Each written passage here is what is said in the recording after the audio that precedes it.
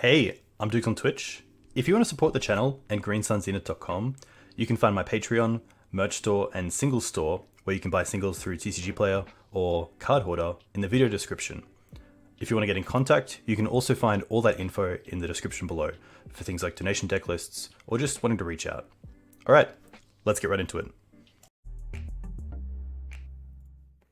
Hey team, welcome back to Dukes on Twitch and the second or third day, if you want to count Friday night as a day for Legacy Weekend. I am here with Rainbow Depths and Depths specialist, Tom Hepp. Tom, a huge thank you for coming on to the stream and yeah, playing some Depths with me. Oh, it's my pleasure. Thanks for having me. Before the stream, we're talking about some changes that have happened with just some players that have been picking up the deck since you last played it. And some of those that stand out are the Avamaya in the main deck as kind of a fifth way to naturally combo off with Depths and Stage. And then some sideboard choices in cards like Dismember, mainly for Magus of the Moon, which at the time was seeing a lot of play before Initiative, of course. Tower of the Magistrate, which is nice against things like 8-cast, Thopter tokens, and slowing down equipment, mostly Kaldra. And there was one more, but I'm not seeing it. But yeah, this deck, Tom, do you want to kind of go through the basics of what your strategy is with Rainbow Depths? I mean, it's just basically all end depths. So we're not playing a slow depths game, or more, I guess the more modern version of it is Naya depths. We're just trying to win as quickly as possible with the combo. No backup plan, no Minsk and Boo, no no additional creatures. It's very rare to actually win via beatdown. Like, it can occasionally happen with this version with Spirit Guides and X Mages, but that is not a plan that you can really go to very often other than corner case scenarios. So yeah, we're just trying to make 2020s and protect them, kill people as soon as possible, which may or may not be playable in the new Legacy world post bans. Yeah, you actually made a great point about Mono White and how Initiative had a really good matchup against decks like Depths and Lands. Because I was kind of mentioning around how the deck isn't played as much as I thought it would be with its power, but you obviously had the point that it did have a pretty tough time against Initiative, so it was kind of a deck that was put on the shelf for other strategies. But hopefully now, with Initiative getting a little bit of a nerf, we might see it come back a bit. Yeah, you'd think. I mean, it seems like this deck cycles in and out of popularity. Well, not this specifically, but just turbo depths in general. Like green black would show up, do really well in Eternal Weekend for a while, then disappear for a while when some decks dominant. You know, there was Breach era, Loris era, you know, Initiative era. Like, whenever something comes in that just kind of handles this deck, kind of disappears for a while, but then when Legacy gets bannings, everything old becomes new again. So it wouldn't surprise me if this was playable again at this point. Yeah, it can be tough as well with splash damage. So cards like Minsk and Boo, maybe Naya Depths doing better. You might have a few more players running Caracas, which obviously hurts a deck trying to win through a legendary creature. But it is nice to have a few ways to mitigate that. This deck, of course, playing Stifle, which isn't really played in Naya Depths or some of the green-black turbo deck builds that you'll see, which is nice. I think Stifle can lead to some free wins, but I think it can also be a bit of a trap card in what you want to stifle and kind of knowing when to stifle. So just because you can stifle an opponent's fetch land doesn't mean you probably should. But it is really nice to have. Matchup. Exactly. Very matchup specific. You know, you're playing against, you know, a combo player. You know, you just know more often than not you're going after fetch lands. You're not holding stifle for storm triggers. That's a really easy way to lose. Like, just knowing your spots. And yeah, it can be difficult, especially against trigger heavy decks. But you know, you just learn that with reps. Certainly not a card I did test for at one point, and it's certainly not a card you want to be going anywhere near that amount of copies of in this style of deck. But I think the two are very effective. Basically, instead of one of them is just in a proactive slot, like Needle's a proactive card, but you kind of get forced to choose sometimes without full information, whereas Stifle can just wait. You know, it's just such an advantage against, you know, you mentioned like land style decks a minute ago. against crop rotation decks that can literally answer you in a number of ways. So if you're about to combo, the crop rotation can get Wasteland if they want. Or it can get Caracas after the fact if you need a Wasteland. Or it can get Mazavith if you need one and get rid for the other. Like, they just have a variety of different ways, but if they only have a crop rotation and you have the Stifle, you can win through any of it. So just having that optionality to react to what they can do is such a big deal. That Needle is proactive, and I like it for that effect. And in certain matchups where you only have one theoretical option to name, you're playing against Delver, you just slam it on Wasteland, and that's you call it a day. But there are matchups where you can go in a bunch of different directions, and you don't really want to be guessing, or you're not always going to have full information with this card, and you certainly can't needle the top of their deck. So having a card that can just be there in hand to answer anything is nice. Yeah, it can be pretty tough. I know Naya Depths is a deck that has a lot of Pith Needle targets, both in lands, creatures, and even planeswalkers if you want to go after Minsk. So there's, definitely some matchups there where Needle has a plethora of names, but it's, probably about getting a bit of experience, getting some reps, and kind of getting a better understanding of like what key cards have a major role in the matchup, and like playing what's in front of you instead of sometimes just being scared of kind of the best case of what they could have. Boseiju is another card that you have played with, but you haven't been able to really get it into play or cast it. I guess not cast it because it's Boseiju, but I think this is a pretty nice addition to the deck, especially with Sylvan Scrying as a way to actually put it into your hand. And does deal with some kind of typical nuances like Ensnaring Bridge, Needle, Blood Moon, Back to Basics, things like that. Yeah, that probably gives you a little. So just so everyone knows where this list came from, this is actually Wiltron 92's list. So I didn't have anything to do with some of the changes that he made, and I think one of the big changes was going from Abrupt Decays in the sideboard to Dismembers. I think part of the reason you can get away with not having the catch-all maybe as much in the sideboard is because of that exact reason. You have tutors for Boseiju. So it's essentially kind of having 5 answers to Ensnaring Bridge, which is previously a card that you would really need some way to address post-board, because the deck was kind of cold to it game 1 prior to that card being printed, and then you needed to have some number of answers between Force of Vigors and Decays for if they managed to sneak it through, or snuck a Karn onto the table and got it through on the following turn, or something along those lines.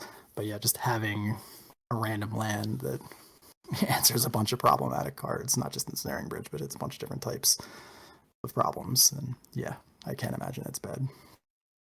Yeah, I'm glad you mentioned some of the changes in the deck, because it will be good to note during the league, either say matchups where you want Abrupt Decay where Dismember isn't great, or matches where we find we have Dismember where Abrupt Decay would have been better. It's always nice to kind of just think about those things. Even Yavimaya, like opening up to Submerge is a pretty small thing. So it's a case of, is the downside of having that now an issue better than the upside of now having an extra way just to naturally go Duck Depth Stage, Yav, we have the combo. So yeah.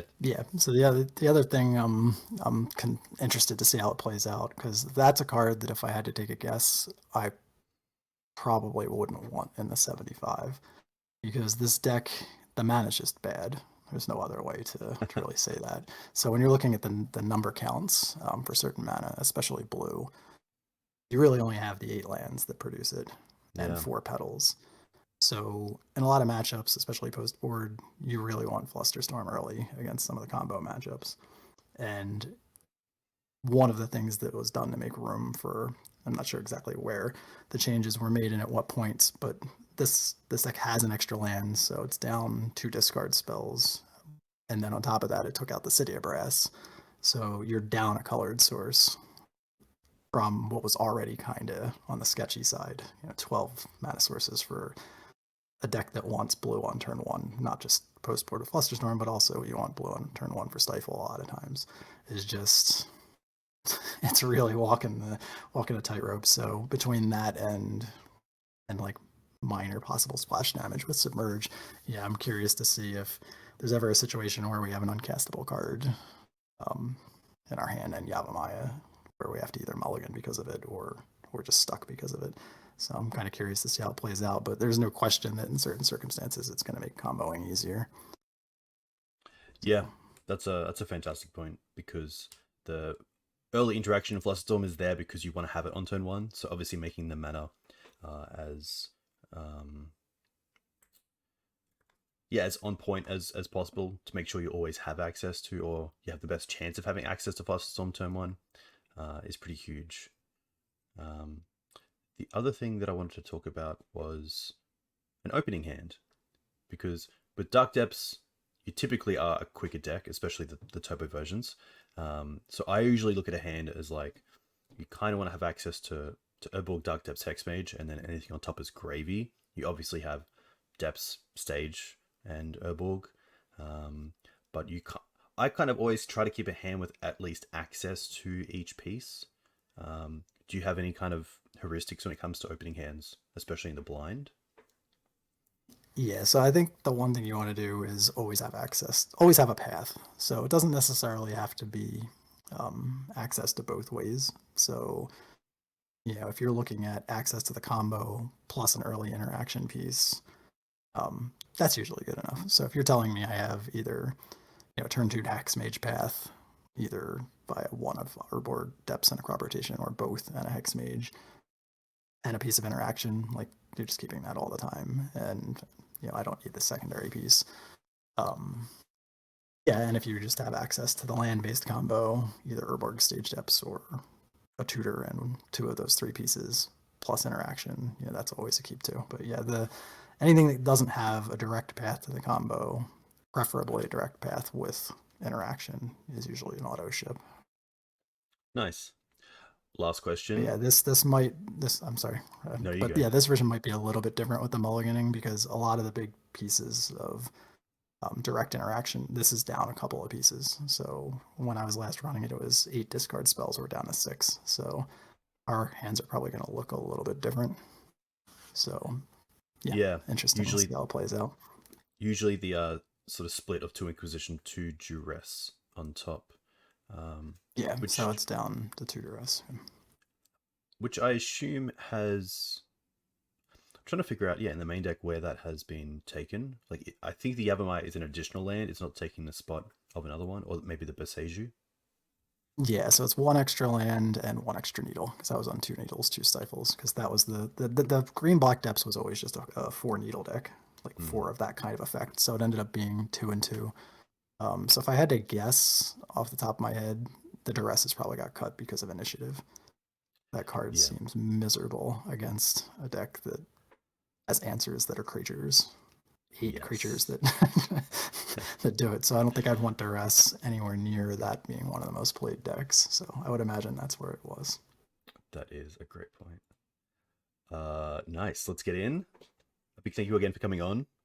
It's always really nice to play Depths. I feel like Depths is a really good deck to stream with, especially. It's not too grindy. You do have a bit of time to obviously talk through things. There's been a few matches this weekend on stream where the games have just gone very long. Like Bant or Jeskai control. Obviously you have a lot of time, so it's always nice to kind of just like smash out a league.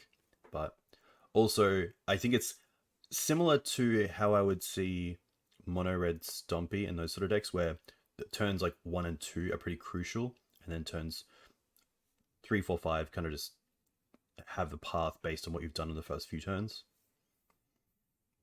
Yeah, that can definitely be the case. The jig is always up. You'd be surprised as far as Submerge being brought in. A lot of times, they just don't have better options. So if you're looking at your main deck and you have a handful of cards that are just not good at all in the matchup, and you look in your sideboard and there's really only 2 or 3 cards that even have text, people will bring it in on the off chance you have a Yavimaya, or on the off chance they get to 5 mana to be able to cast it, just because it's better than some of the stray cards that are in the main deck. I've definitely been hit before. Or they're just making a mistake and don't know that you may not have forests, because I've seen a number of people that have flashed me hands after matches, both in person and on Bodo, showing me the dead submerges. So it definitely comes up. Yeah, it's pretty funny. Nice. All right. On the play, which is fantastic. And this is one of those hands where it doesn't look great. We do have access to the combo as early as turn 3. Like turn 1, we could Urborg, Pedal, Scrying for stage, but then have no protection or anything. Is this kind of... What are your thoughts on this hand? I would say it's a little bit of a trap hand, as you just have the combo. Yeah, so the only thing that even gets you close is, or on the play, but it's still just a turn 3. So to me, I would probably ship this because a turn 3 with literal no interaction. I mean, they get 3 turns to Goldfish if they're any kind of combo. They get 3 turns to Sculpt Protection or an answer. Even if this is like a slow, clunky Force of Will deck that doesn't really have much going on for the first couple of turns, if they counter the Sylvan Scrying, we have no path. Yeah, so that's to me, I don't think this hand is worth keeping in a London Mulligan world. Yeah, it's tough as well for this sort of deck to give away that you're not on depths early on, but obviously like Pedal into Sylvan Scrying into Thespian stage definitely gives your opponent exactly probably what you're on. This looks a bit better. We do have access to both depths and stage. We have some interaction in Needle, and also a Ghost Quarter, I guess. We do have some play around days as well, thanks to Lotus Pedal. Yeah, I mean, I think this is a keep. The question is, it's a turn 2, so the question is whether or not it's the land, the Ghost Quarter or the Needle that goes back. Hmm.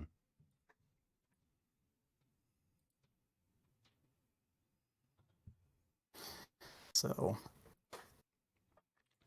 yeah, it's tough because if we go Yav, Ghost Quarter, Lotus Petal, we have access to 3 mana.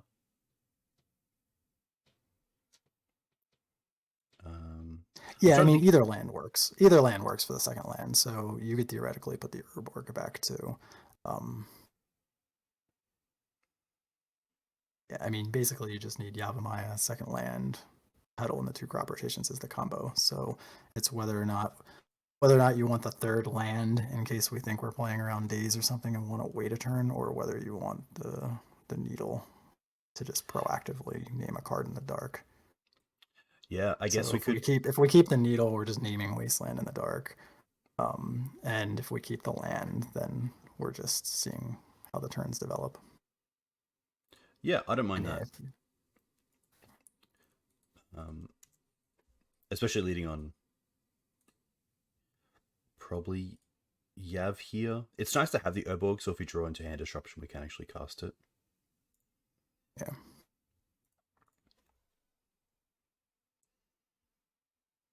Yeah, knowing we're not going to get Wastelanded out of the game is also another reason that I think this line makes a little bit more sense, because if we do feel like we need to wait a turn to play around days, we certainly can. To see if we draw a land an extra turn. Okay. Main phase Brainstorm, turn 1. Yeah, really interesting. Either they're a combo deck very close to going off, but off a basic island, that's probably not going to happen. I assume that it's kind of know around depths and want to go off. Okay, that's pretty nice. That was interesting. So, I mean, there's no reason for us to do anything since they had access to the top 2 cards of their deck.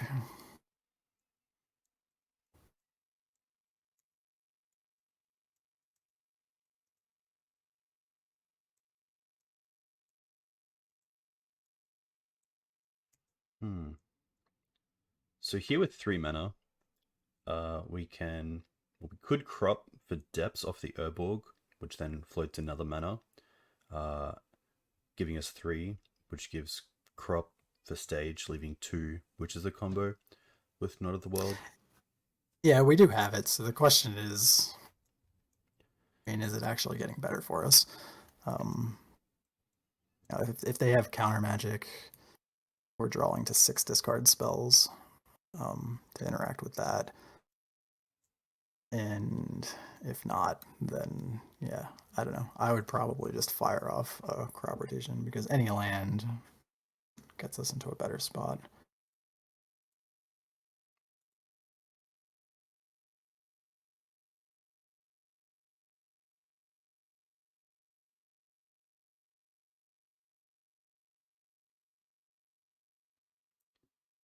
Feels like another brainstorm, which is kind of nice. But yeah, obviously, like Sword Splash as and Force of Will effect is probably what we don't want to see.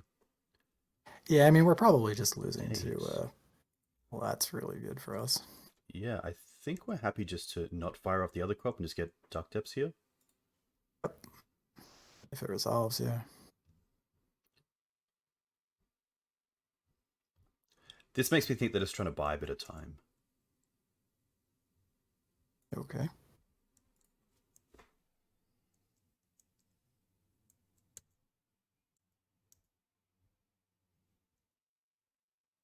That's perfect.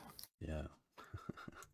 So there's an argument to be made that we should be casting the second crop rotation now before they see another untap. Because if your read is right and they do have a brainstorm, if we let them get to their draw step, they draw through the last brainstorm card, and then they could get 3 looks at Force of Will to counter Yeah. the crop rotation. So I That's a kind of great like, point. I kind of like not comboing now, but I like getting the stage now. Yeah, very nice. Yeah, it's possible that there are any number of decks. I mean, what blue-white decks? I mean, is blue-white red Delver a thing again, or is this like Cephalid Breakfast? Yeah, it could definitely be Breakfast. It could be like a Stoneblade deck that's playing Days, but it looks to be Cephalid. Okay. Okay. Which is tough because it looks like it was just one of those combo matchups where they comboed off before us. But yeah, Cephalid's seeing a fair bit of play these days online. Um, Not too many changes to like the traditional list. Obviously, culture is a big thing. Just a nice way to win otherwise with like a 4-turn clock. But yeah, really tough because I think our only other way of winning here was holding up the crop and getting bog, but then you're back so far from actually comboing off that I do really like putting it to your opponent saying, hey, if you're a combo deck, combo off before us, and if not, we've got none of this world to actually interact with your removal. Yeah, I mean the issue with Bog is that this deck, I don't know the full 75 anymore, but I've seen a list recently enough to know that aren't they on like 1 to 2 copies of Thoracle and then the Wizard Cycle Tutor too. Yes, yeah, that's a great point. So if they have a copy in their hand, or they could still technically win around that.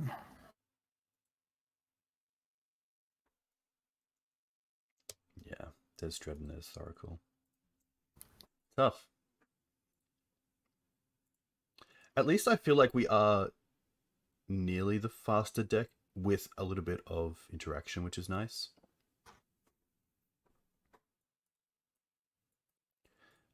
So from their side, I would expect Sword Splash as maybe Prismatic Ending. They don't typically play Wasteland. I don't think they typically play Caracas, which is nice. Some decks do move towards the kind of Stoneblade version of the deck with like TNNs or Caldra and move away from the combo in games 2 and 3, but I'm not sure if because we're a combo deck, if they're just trying to combo us quicker. Yeah, I tend to don't think that they would go that direction. Yeah.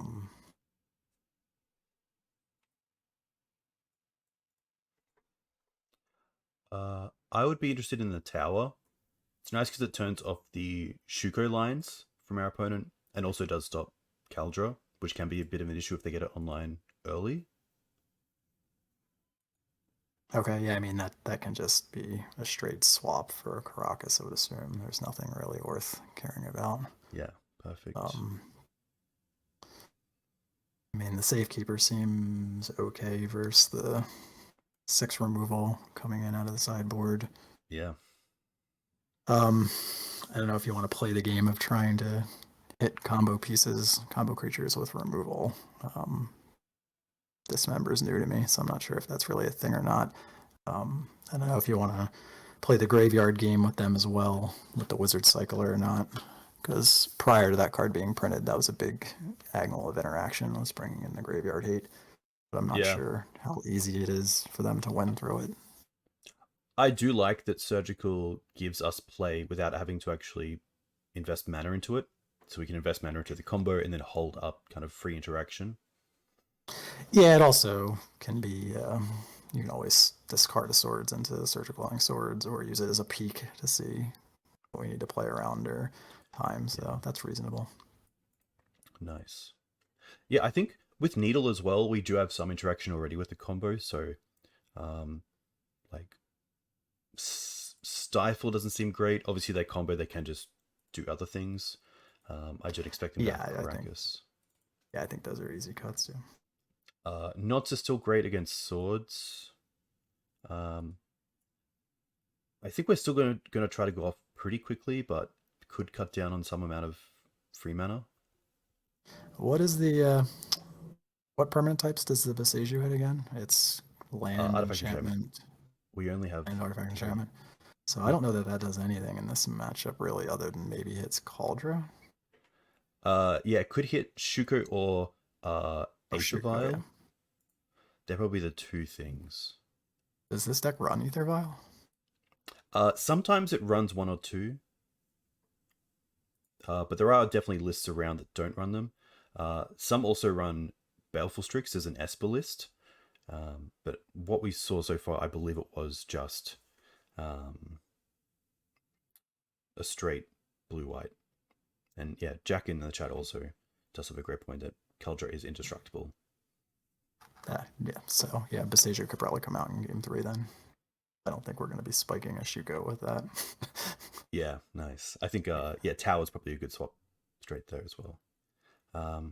Again, kind of like the opening hand, where we do have the combo, we have some interaction in crop, but I feel like there's just it's a little slow. So the issue, and not just the interaction, it's that if we want to have the crop up, we have to resign to it being a turn 4, barring drawing a Spirit Guide or a Petal, because we'd have to put the mine into play to actually have it up. So we're either going land go and letting them goldfish for 3 turns, or playing Gemstone Mine and knowing that we're going to be giving them at least 4 turns, and they have to win through a bog. So it's not ideal. Yeah, nice. Probably worse than the opening. This is just strictly worse. Yeah. Unfortunately. Okay. Well, now we do have some interaction because we have the combo, which is fantastic. We have Needle and World. Which I'd probably be happy to keep this. Yeah, I honestly, as odd as this is going to sound, I think the green tutors both go back. Yeah, I think just not having access to actually cast them yet is a big one. Well, I think we just want both of the other pieces too. Yeah. So. And Needle's always tough. We could Needle Nomad's Core to stop that interaction. We could also Needle Stoneforge Mystic. I think Stoneforge isn't really an issue. I think if anything, with this hand, we're just trying to combo off probably faster than our opponent. So having Needle for Nomad's Encore is nice. Yeah, I mean, from like a strictly numbers-based perspective, it looks like the Shuko is possibly a more. It looks like they have 2 copies of that from what I can see on just the most recent posted lists, and 3 Stoneforges. So there's really five versions of Shuko and just 3 Nomads. So there's more density for Shuko, but yeah, exactly what you're saying. We're going to try and win on turn 3. So we're not necessarily worried about the slower lines. Yes. Yeah. Hopefully, Nomads is the go if it resolves. Because turn 1 they play land, turn 2 we play Dark Depths, turn 3 they play Stoneforge get Shuko, but then by turn 3 we have 3 lands in play. We get to untap with the 2020, so they don't actually have time, thankfully. No, I think they do actually. If it's very specifically, if their turn 2 is exactly Stoneforge to get Shuko, they can play both Shuko and Cephalid on turn 3. Yes, So apologies, they because can turn 3 we actually, make it, turn 4 we attack. yeah. So they can actually get there both ways. So just from a density perspective, Shuko is. Yeah. I mean, it's gonna feel bad if they just go 1-2, no add into illusionist. Yeah. but I mean, you know, there's really nothing you can do about that. It's just this is kind of what I was getting into a little bit with the needle. Like when you have to choose proactively, like even if you're picking the numbers based call, you're still kind of yeah, exactly. So that's such a Yeah. feel bad, but I still think just from a numbers perspective, this was right. It's tough as well because a subtle thing there was that I settled on the Urborg instead of the stage, because if we draw into Hexmage, we can then try to comp Yep. off a turn earlier. Definitely. But yeah, here it's tough. And Cephalid definitely just has these starts where it's just Nomad into Cephalid. And having cards like Daze and Force Will just make the combo just that little bit better. Yeah, and our decision would have been 100% different if we'd had a turn 2 hand and not a turn 3 hand, because then at that point, it does actually swing it to where they couldn't actually have the time to get it the other way. But look, it's nice to get the loss out of the way. I'm happy with that. Yeah, it's I take ownership of that one. no, not at all. I really like how you talk through it. That it makes a lot of sense that you're able to tutor for it a bit easier. Okay, this hand has a bit more than the opening hands that we've seen otherwise. I would say that the Dark Depths kind of makes this, or the second copy kind of makes this a 6, but it's a pretty nice 6 that we have access to the combo. We have the mana for it. We have a Stifle for interaction. We have Scrying if we need to interact through something like Bog, Karakas, or Boseiju potentially. I think this hand's reasonable. Nice. What is you've obviously, I believe you still are the highest trophy leader of all time on Magic Online for Legacy. Oh, okay, this is most likely. I don't know if that's still true. I haven't been following whoever's been winning recently.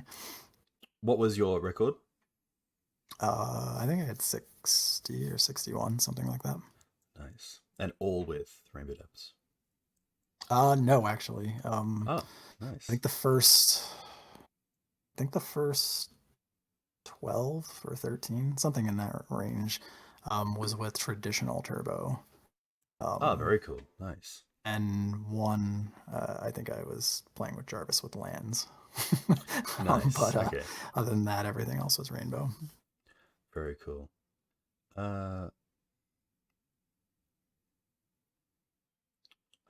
So we get 3 uses of Gemstone before it goes. I think Mana Complements here is fine.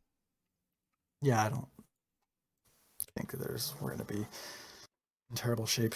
I mean, we're probably, depending on how long this game goes, we might want to have the option of rotating one of the depths away. So yeah, interesting. They did take mind counter. Okay, personal shooter makes me think this is definitely going to be Doomsday.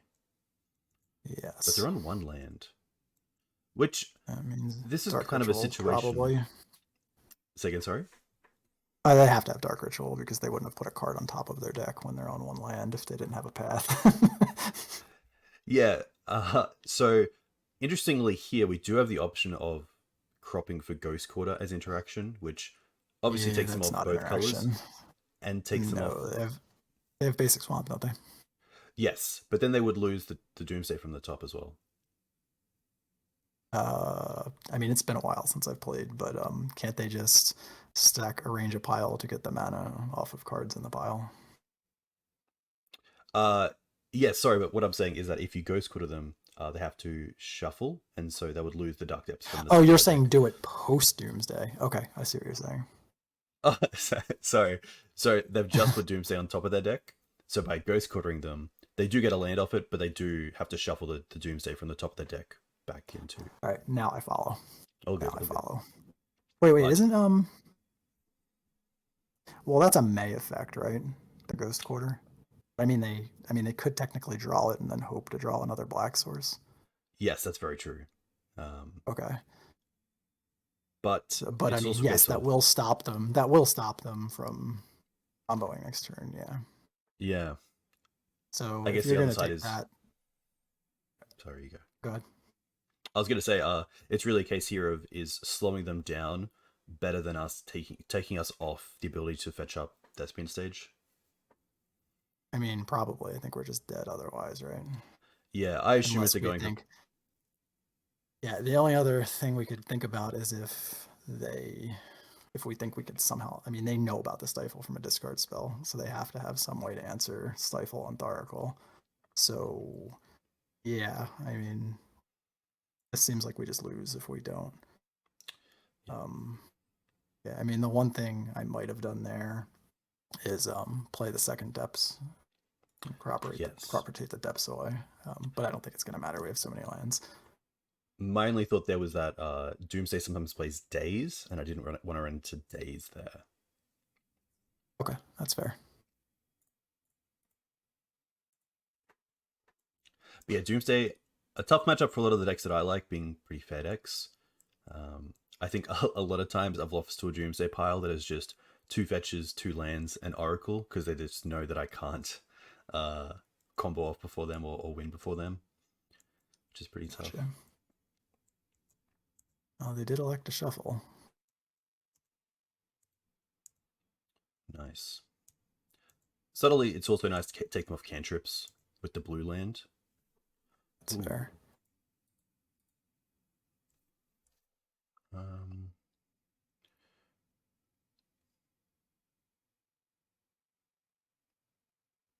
I think we're just playing Confluence Pass, so the next turn we can play Hexmage and Depths on the same turn and still hold up Stifle.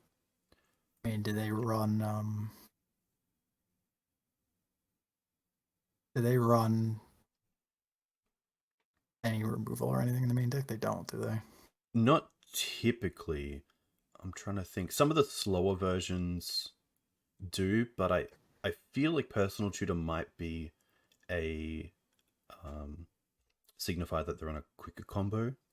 I know Jig Okay. in chat does play it, but my Yeah, reasoning I for mean, yeah.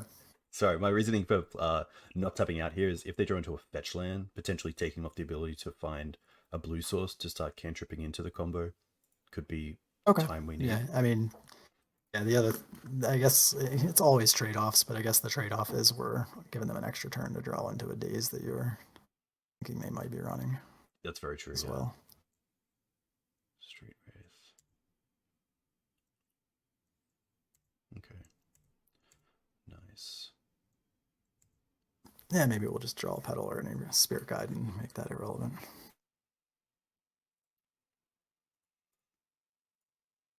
Also nice that they didn't find an island, which is pretty perfect.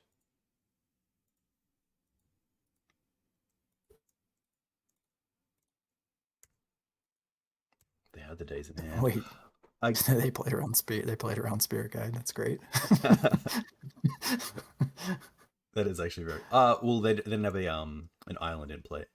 That's true too. Yeah. Maybe there's a consideration there because they can't daze to not play the depths and show them that we actually just have the combo, but they did know it from the duress. Yeah, So, they saw it from the beginning. Yeah.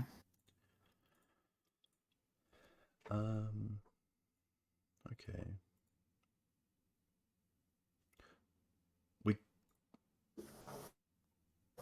We could play the needle out and just name something that's going to interfere with their plan. Either Delta. They've already used one Street Wraith. Yeah, those seem to be the best names. We're not going to be playing an Urborg even if we draw one, so those are both live cards to name. Needle's not getting any better in this matchup, so Yeah. I assume they might move their fetches around, but Pluto Delta seems like the main one they would have. Yeah, I mean, they need to find ways around a couple of different problems because now their answer to the stifle, presumably they had to use to not die. So Yes. And thankfully we're in a position where any tutor effect probably leaves us with the ability to also combo off on their turn. Yeah. Yeah, which means I will play the Bog here. I guess we have the Pedal as well, but if we play the Bog, we have access to 4 mana next turn, which is, say, 2 for Sylvan Scrying and then 2 for their spin stage. Yeah, I don't hate playing it.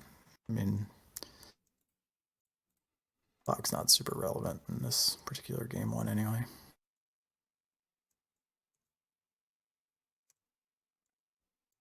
Do you have a local metagame? I know you've been on a bit of a hiatus from Magic, but is there like a legacy scene around you? There is, yeah. I mean, just in the Philadelphia area, there's a lot of different places. There's red caps and places people play, but it's been a while since I've been to anything like that. How about you? Yeah, we have a pretty active scene, which is nice. Pretty loyal scene. Stage is a fantastic draw. Just once a week, which is cool. Went strong through COVID, which is, yeah, pretty good. Australia wasn't hit too bad, so that's always a nice thing. But sorry, I wasn't laughing at what you were saying. I was laughing at the when do we start paying 30 mana? yeah, For the when 2 of your 3 mana sources at the time that comment came in were pain lands. I don't think we really want to be doing the slow slow down.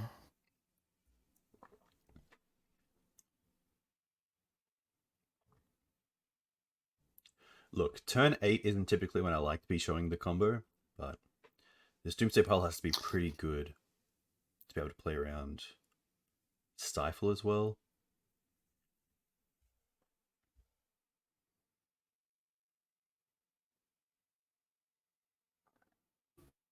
Nice. So this is probably a matchup where the Flusterstorms are pretty good. Yeah, absolutely. Graveyard 8 doesn't really have any merit here. I'm not typically a fan. What are your thoughts on sort of namesake decks and the thought of Hand Disruption and Surgical on things like Doomsday or Show and Tell? So I think in this case, so again, this version's a little bit different than mine. When I was on 8 discard spells and 3 Flusterstorms both forward, you could pretty reliably get a Doomsday in the graveyard and make their life really, really hard. Like, yes, I know some of these versions have alternate ways to win. Not sure what people have been doing, but if you're running personal tutor, then it also counters their personal tutor, as we already showed in the first game. So even with 6 discard spells and 3 Flusterstorms, it's probably pretty good. It's also just information too at various points, and we have a lot of cards that just just basically have almost no text. So, yes, I know Needle can hit a couple of their cards, but it's kind of eh. Yeah. What do you know what Doomsdays generally running nowadays as far as their secondary plans, if anything? That's a good point. I think that there's kind of 2 versions in the format. A faster version, which I believe is this one in Personal Tutor, and then there's a slower version running Murktides, Baleful Strixes, a bit more of like a mid-range plan with a Doomsday finish. Okay. Sheoldred is a great point from Jack, which is seeing play in the sideboard. Do you know what that card is?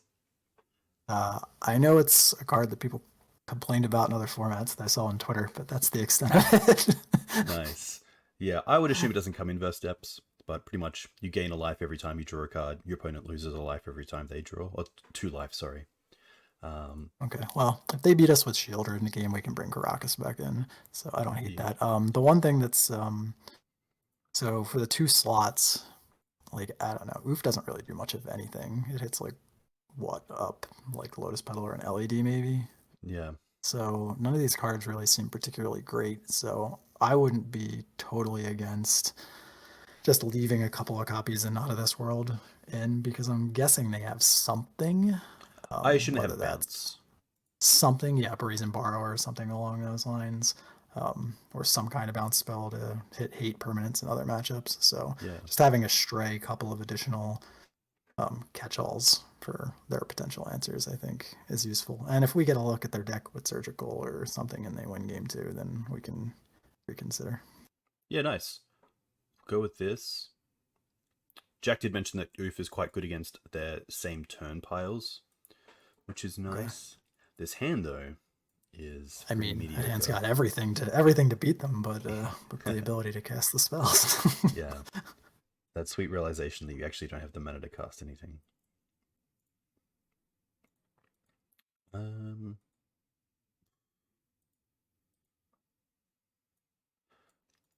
This, yeah, no. So what do we have? We have a land which can cast both interactive spells on turn 1.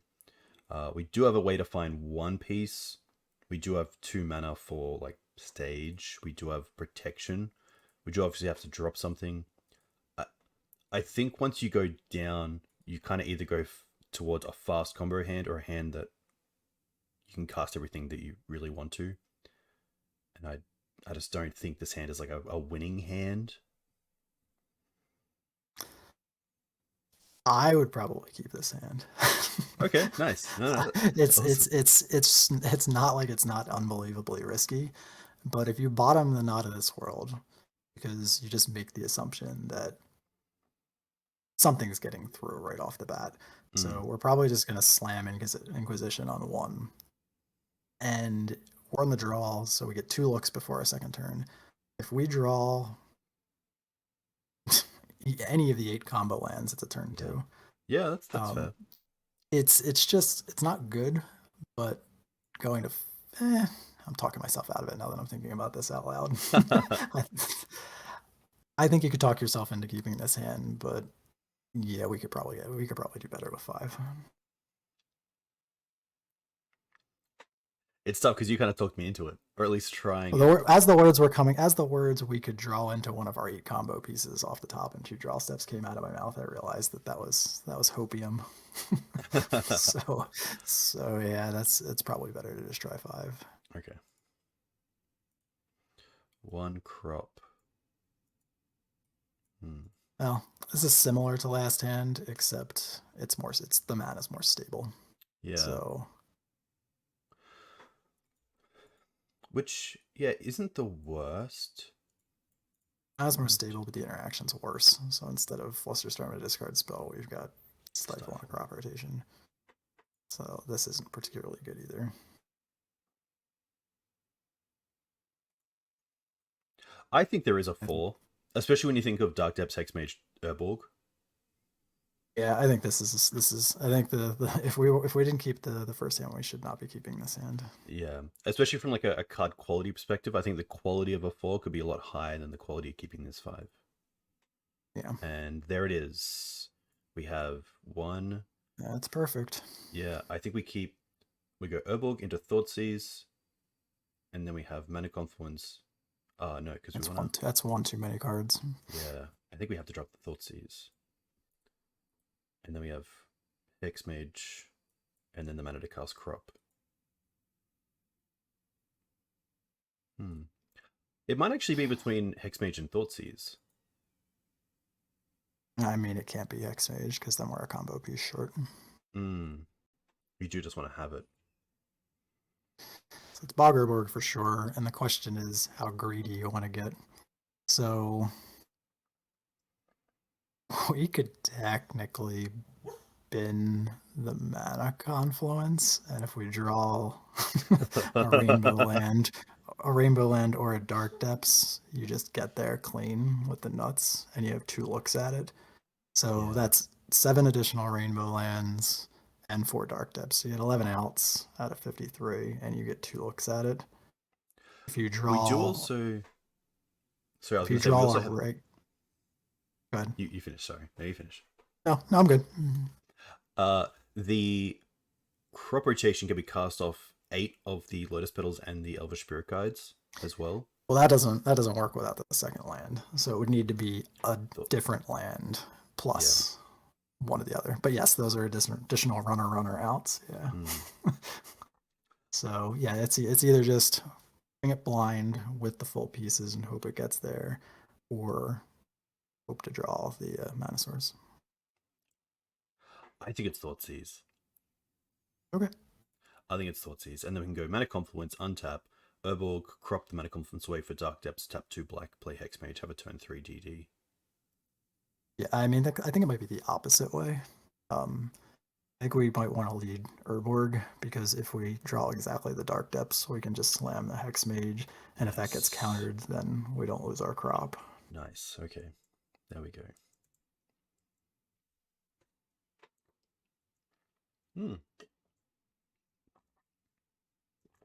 I didn't expect Swamp Pass.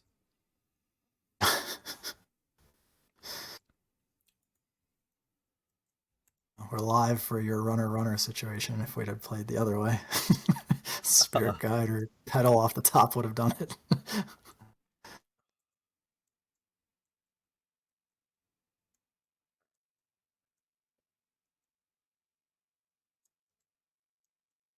All right.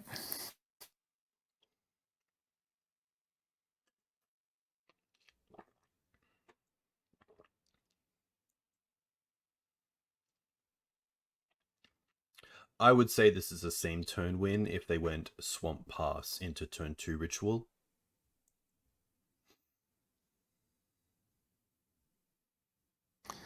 Yeah, I would agree.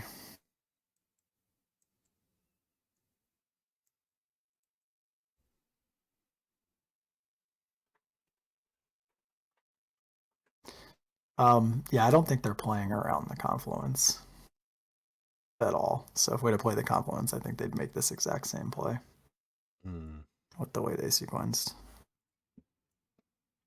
Oh, so they actually did bring in Sheldred, which is interesting. Okay. Echoing Truth is their bounce spell of choice. Fluster. It's just a one of. Ooh, Spell Pierce is always nice to know about.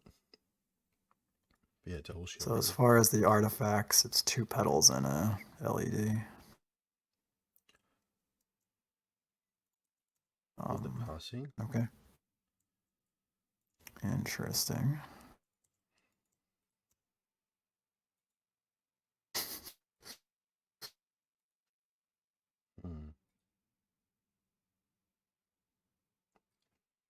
I feel like we lose like next turn, so it might be trying to go for crop into Ghost Quarter, shuffle the pile, and then just rip into Dark Depths.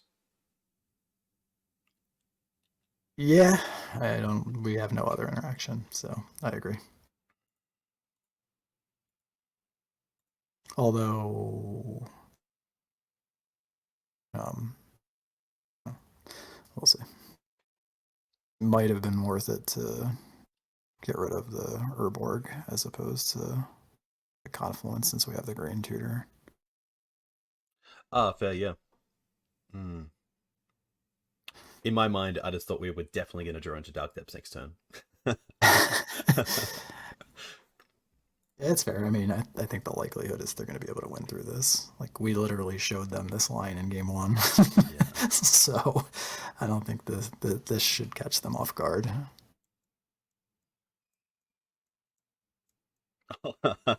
Wow.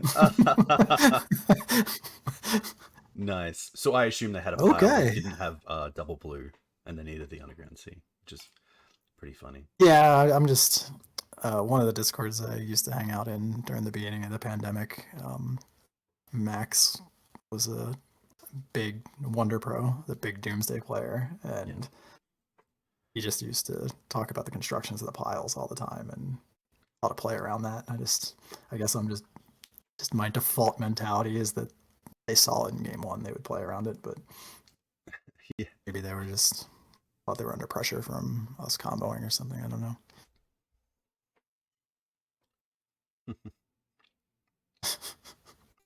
We'll take it. Look, one piece of the combo, one piece of interaction, I guess 2 pieces of interaction with Caracas, but doesn't tickle my fancy. Not having another way to find the stage or the Hexmage is tough. Yeah, I agree. I would not keep this. Not in the dark game one, especially Okay. not on the draw. I think this is probably good. Just drop the depths. And then we do have the combo as early as turn 4, because we could crop away the confluence for an Urborg. Uh, yeah. When on turn 4, you mean, right? Correct, yeah. Yeah.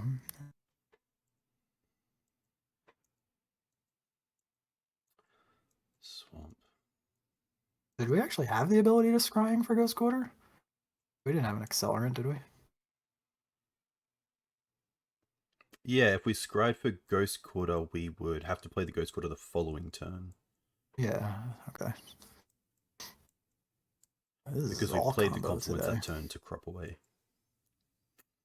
Yeah, unfortunately. So they unmask crop.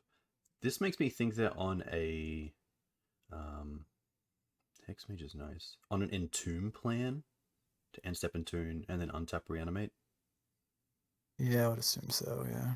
So I think Stifle here is probably best because it hits Archon, it hits Atraxa, and it stops them from being able to draw with Grizzlebrand once. Yeah, that seems reasonable to me. Because if it's exactly Reanimate, that shuts off Grizzlebrand drawing entirely. Mm.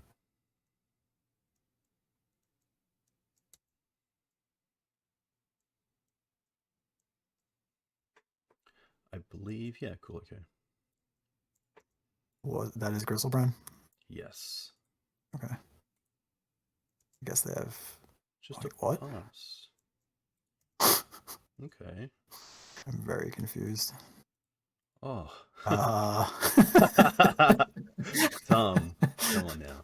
This is nice as well because it like Oh, bog this turn and then we get to untap with double black for yeah. eggs. That's funny. I mean, we had a lot of live draws there, but that was particularly amusing.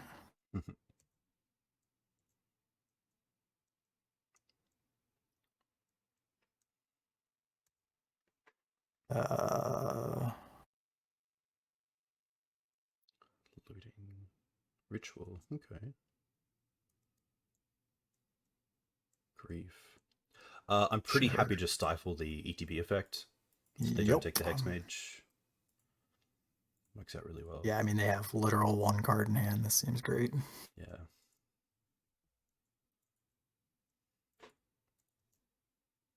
Like, yeah, not of this world. Doesn't matter, but it's probably the best card we could have drawn, like, in an empty board kind of thing.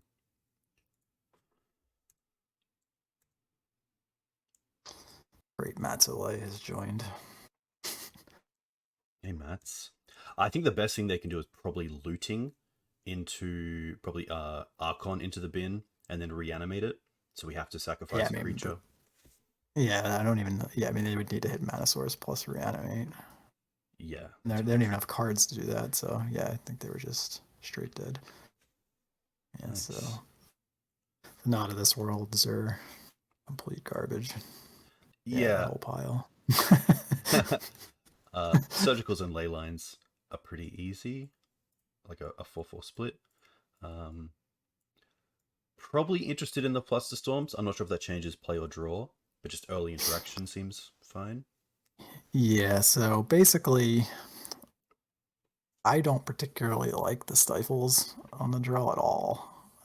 I feel like they're generally just in front of us, and the fluster storms are theoretically better, especially versus their end of turn and tomb lines. Yeah. So Nice. I do like it like that. That's how I used to board. I think I boarded out.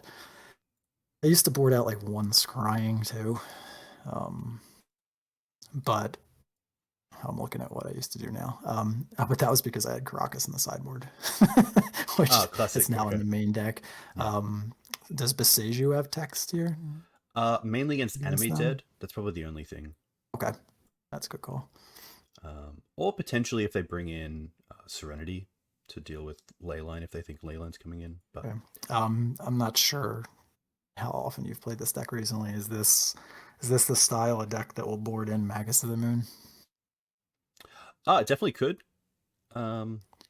So it's Yeah. entirely possible that we'd want to consider a dismember or two. But I mean, we could make them show it to us if they show it to us, and Yeah. to so be it. Yeah, I don't mind that. If they have Megas, they can have Megas.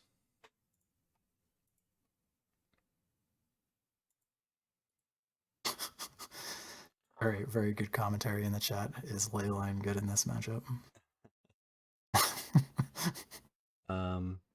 This, although it does have Leyline, we have both pieces of the opposite side of the combo, but we do have Leyline into a lot of hand disruption.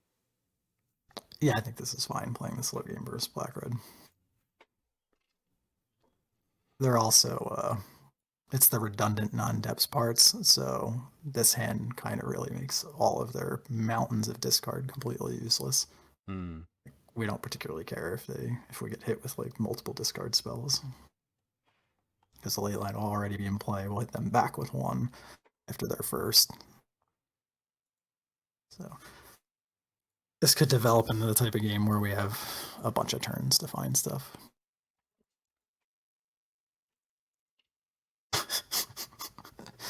I don't think we want to get into a situation where Hexmage beats Magus in combat. The Eternalists rise. Our opponent went to 3, so that seems good versus the double Thoughtseize hand. Yeah. Oh, with Crop? Nice. That's amazing. So, yep.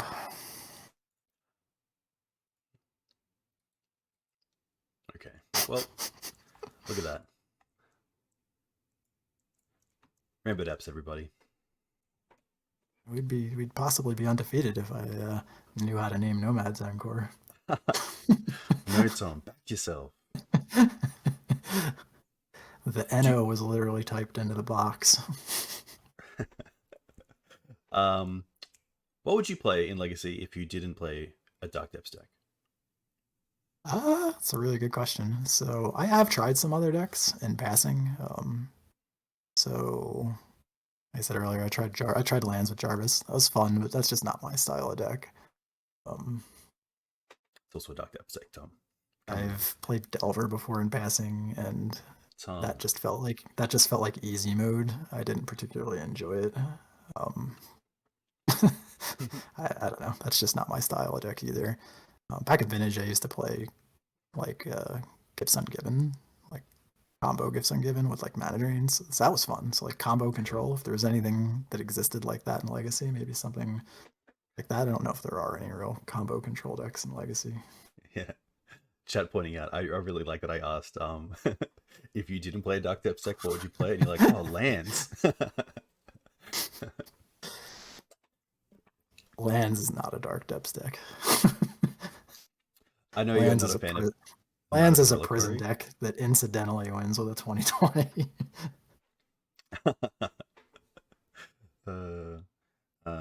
Have you played a Knight of the Reliquary deck? I have a hate-hate relationship with Knight of the Reliquary. Yeah, that's fair. The card looks like a lot of fun and does things that cards that I are. Oh, that's another card that was that's in my list that's not in this list that I forgot about at the beginning. I do run Elvish Reclaimer in my yes, that's right. One of yeah.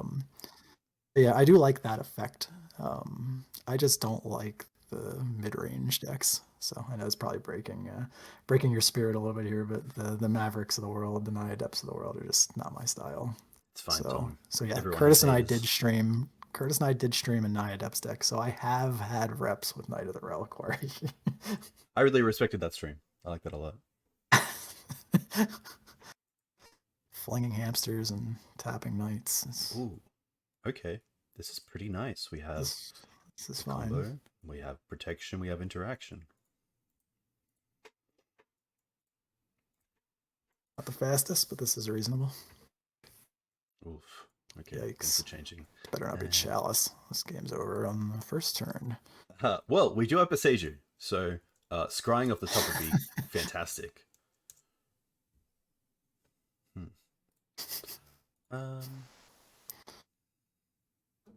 Yeah. I'll just put these over here.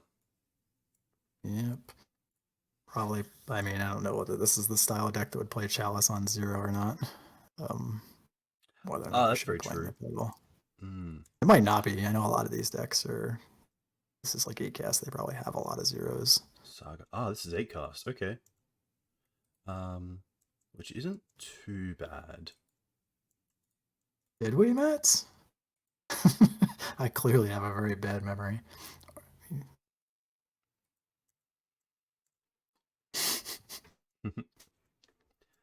To be fair, if you got a chance to debut your Maverick stream with Matt Zoll, that's probably a great person to debut with. Oh, okay, there we go. So if we want a scrying for Seiju, I'm just trying to think if it matters here to play the depths and use the pedal. I think we can just use the gemstone mine, realistically. Yeah, I mean, we have the crop rotation, so I think this is definitely the way to do it. I honestly think we're probably going to play the 3rd gemstone mine next turn. Is the most likely scenario.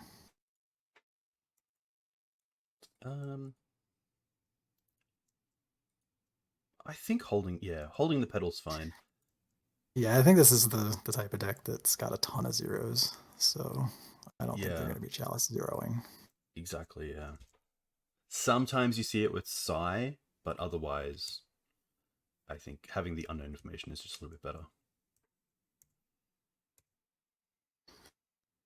So I'm assuming these style of decks have like something really annoying in the one slot, like a needle. Okay. I probably don't mind Besiegeing right now, and then we can Thoughtseize on the same turn.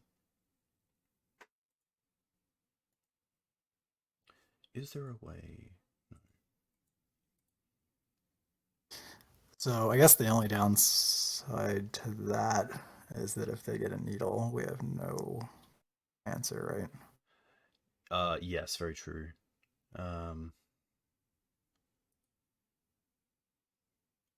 Yes. But I don't hate the logic.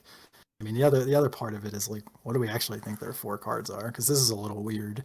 Like they literally had 5 mana last turn, right, and did nothing. Yeah, very true. So can they cast Thoughtcast? Yeah, they can cast Thoughtcast. Okay. Sacrifice 2 petals to draw 2 cards. Yeah. Maybe that's not what they want to be doing. No, I mean, I guess sometimes you gotta do what you gotta do. Yeah. To find some action. So doesn't sound like the worst thing in the world. You might be. Wait, Thoughtcast is a sorcery. So.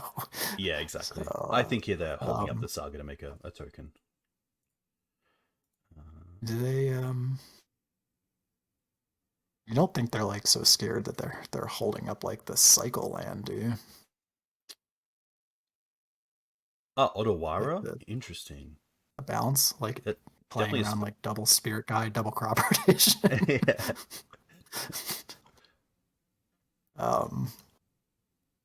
Yeah, I don't know. That's tough. It is third gemstone here, I believe, because we get to Beseiju. Okay. So we do actually... it's tough. I was going to say, if we want to play around the saga being able to find Needle or Spellbomb, we could potentially Beseiju the Chalice and then crop for Ghost Quarter on the saga, but then we obviously lose our way to find... Yeah, so I guess the real question is, do we care about the answer of the saga enough to want the Thoughtseize? Or if we assume it's Needle, do we just play to drawing Hexmage versus waiting to see what they do? Because if we wait to see what they do, we can technically win through Chalice. So how many? We have a lot of outs to win through Chalice. All 4 Hexmages are live. The 4 stages are live. The other 3 scryings are live. We do have a lot of ways to win through Chalice, but we're very restricted if they needle Thespian stage. We just literally have to draw one of our 4 Hexmages, right? Yeah. I'm pretty happy probably to see what they get off this saga. We don't care about Spellbomb, which is nice because of the Not of This World. Yeah. Yeah, I just think the possibility that Needle is the grab is just too painful. And maybe they don't even have it in the main deck. Like, you know what stock is? I would say Needle, Shadow Spear, Okay. potentially Spell Bomb. Okay. I just want to quickly take into consideration the second construct as well. Because if they untap, make a construct, their construct in play is a 5/5. They have two 5/5s. They get another thing, it's a 6/6. We then take 6 from the construct this turn, which is 14. And then they pretty much have lethal the following turn. So if we do go I mean, for... we'll be able to block. We'll be able to make a 20/20 this cycle, right? Yes, unless they do get something like Needle with the Saga. Yeah, I mean, I guess we would have just been making their life even easier if we thought seized. Because most of the plans that we're outlining don't even involve their hand. Hmm.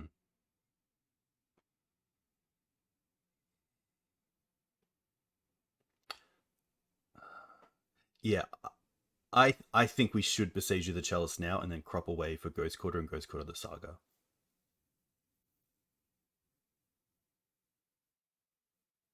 And then we still have Hexmage off the top. No, I personally am not a fan of that line. Okay. Okay, let's see what happens.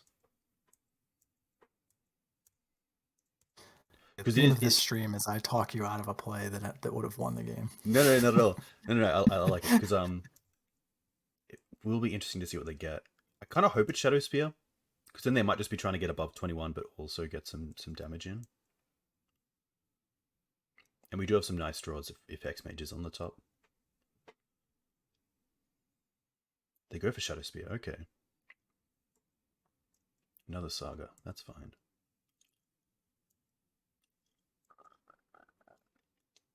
One pretty nice interaction in this matchup as well is just Hexmaging their Chalice to pretty much turn off a lot of their deck.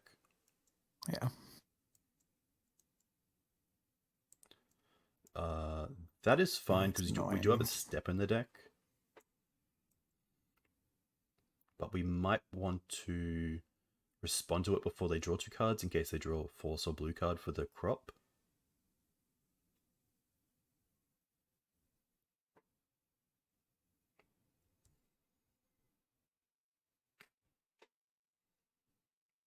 So I think here I might Besage the Chalice. It's tough if they draw another one though. That's the other thing. If we... Yeah.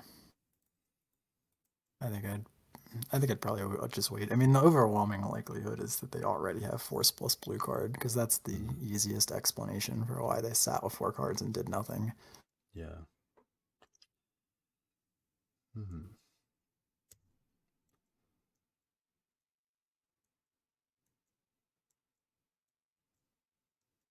Okay.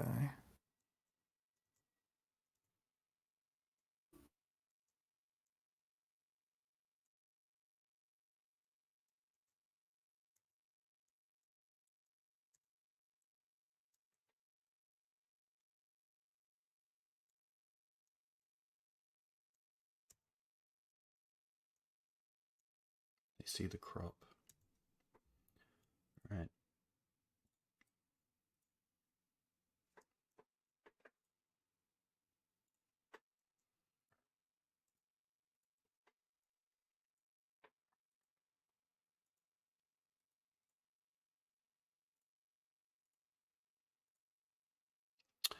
Is there a way, actually, do we have to use the crop right here, or can we untap Thoughtseize first? And then, I think because we have the pedal... Or you can untap. Yeah, we can. Because we have 2 mana for stage, Gemstone for stage, and... it's tough because the Gemstone's on 0 counters. Just that one. Yes, true, okay, so we actually don't mind if we lose that. Okay. So we can Thoughtseize off one of these. Crop. Depths pedal. Yeah.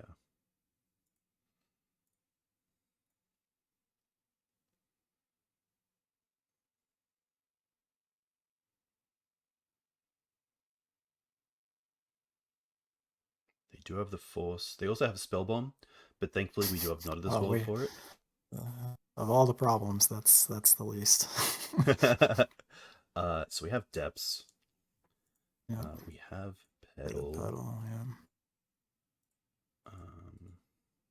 So we know about these.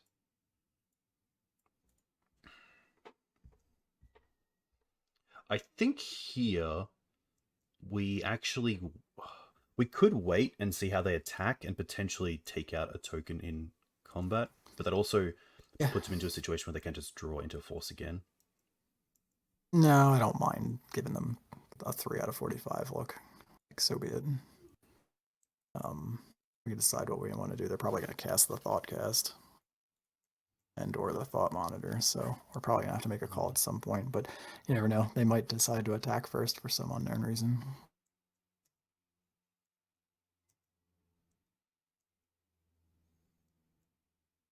So they draw into a seat.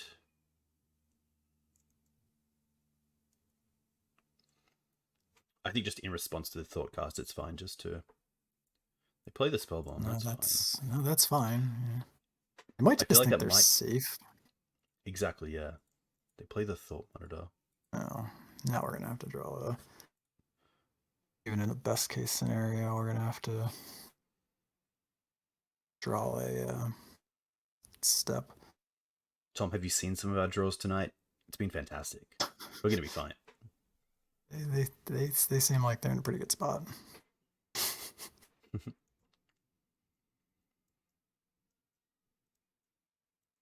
Oh, if they make a... Oh, they're so close to being able to just get lethal with one construct and one Thought Monitor. Alright, well...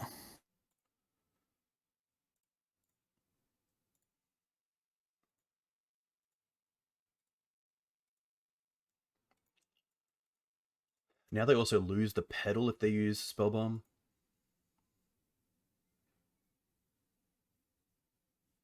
Yeah, I also don't know why they didn't use the Shadow Spear. Yeah. No, they gave us outs. That's all we could ask for.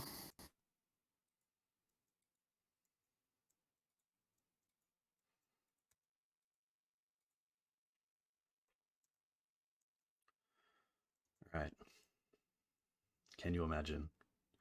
Oh my gosh. Wow. Oh my gosh. Gotta play the bog. Gotta play the bog. Yeah. but yeah, we're good. Wow. That was just a 4-outer.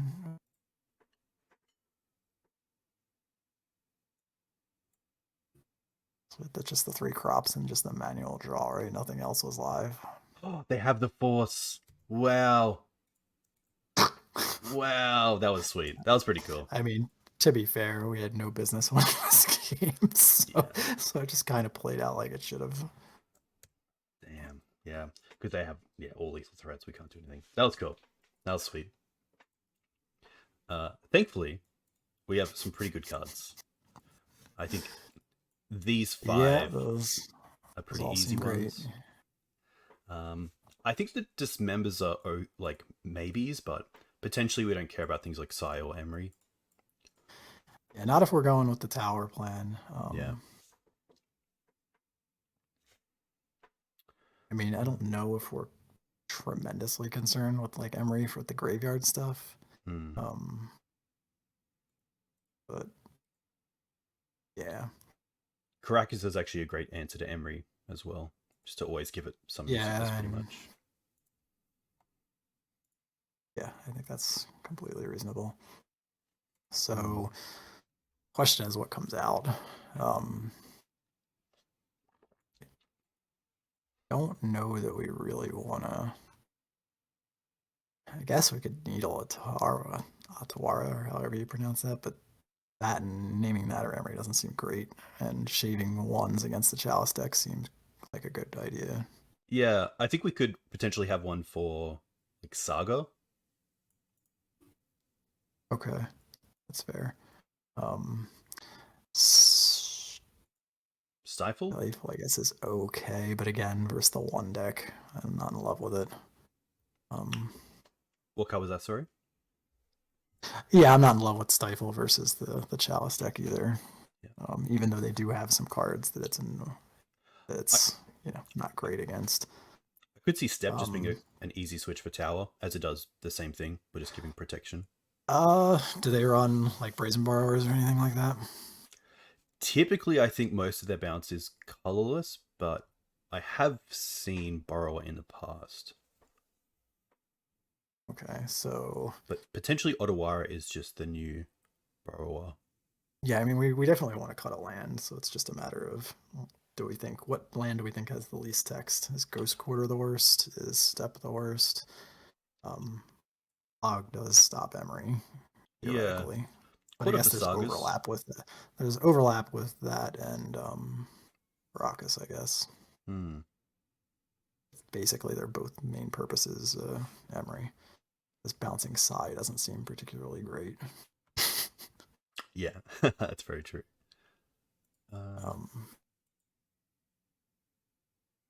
so maybe one of the answers to Emery. yeah, probably Bog. The Okay, graveyard doesn't matter if we can keep Emery off the board, which is nice. this seems fine as a starting point.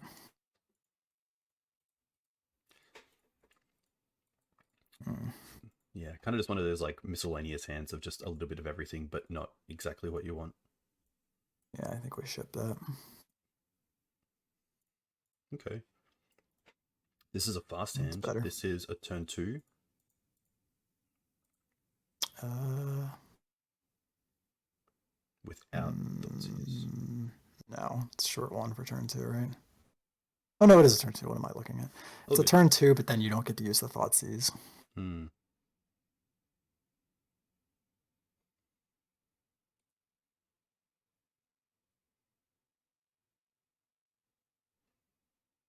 Hmm. I don't. I don't mind it. It's really tough when you have cards like Force of Vigor and Collector Oof in the deck and not have them in your opening because they're just so good. But Yeah, I mean, I think we keep this. It's just a matter of what style you want to play. Like, do we want to go for turn 3 with the discard spell, or do we want to just go for putting a turn 2 on the table and making them answer it? hmm. It's just what way you want to play it. Yeah, because Scrying has some nice protection as well of just having the ability to find Tower. Yep.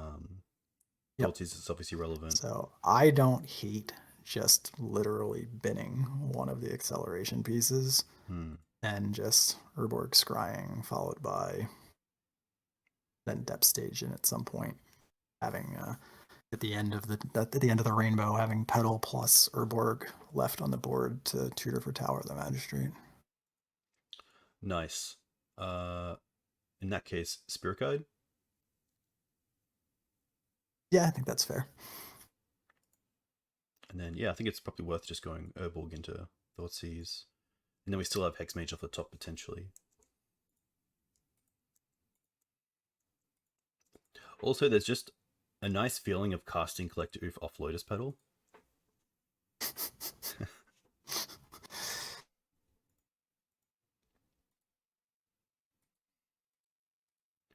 Opponent has gone to 5 cards.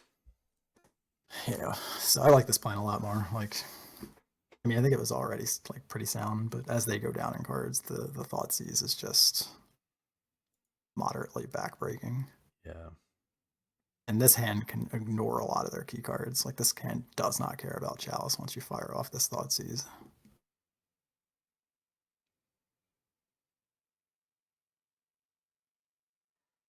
Wow. Wow.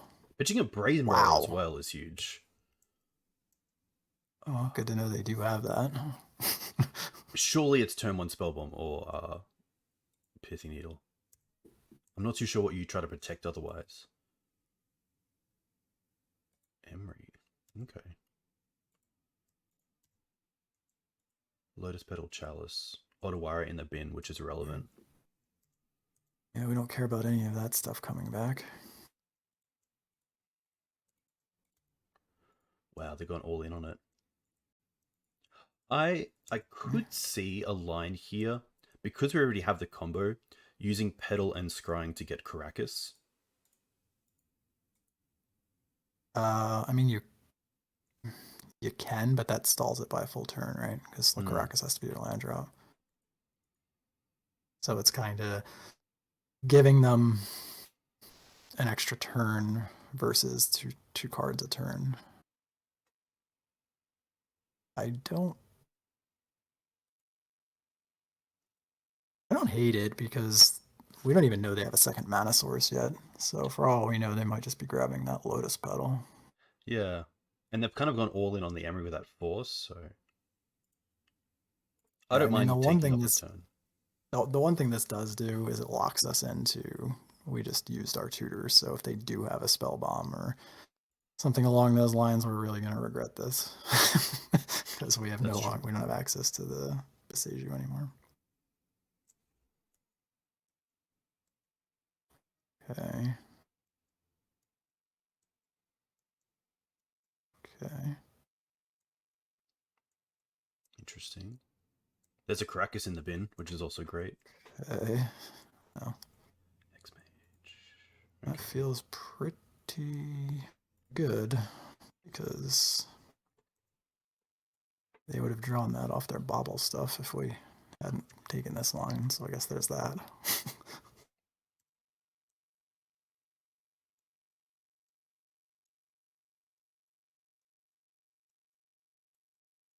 Okay. Okay, so we knew their last card was Emery, so they didn't have an answer. Okay, they don't play the Emery. That's fair.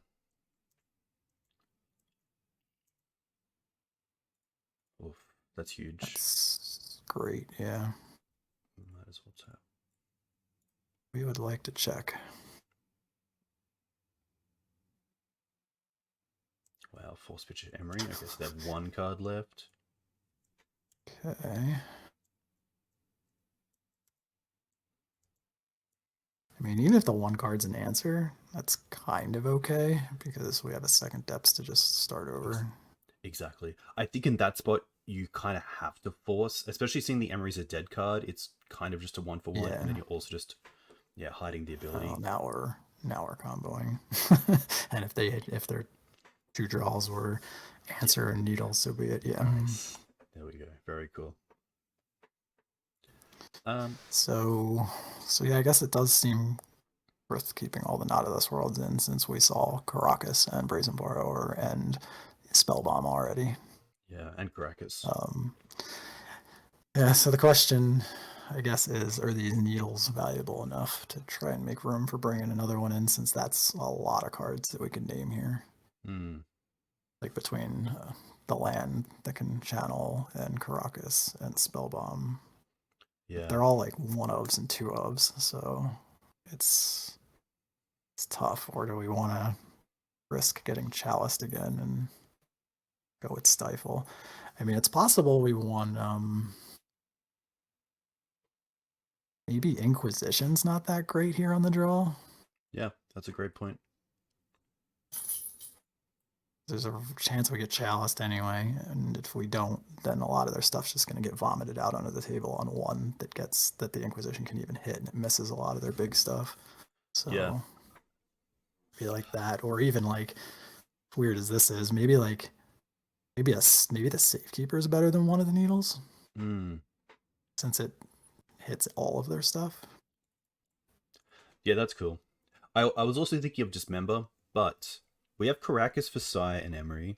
We don't really care about their flies because we have Tower, and we do have a few ways to deal with Saga, and sometimes they just have a 6/6 straight away, so I think that although Dismember might look okay, I don't think it's really needed. I think the tools we have deal with a lot of creatures they have anyway. Okay. Yeah, I'm good with this. But yeah, if they turn one Chalice us, I think a turn one Oof is probably what we want to be doing. Or Force of Vigor. You know, we've got some good cards here. Yeah, we've got some play.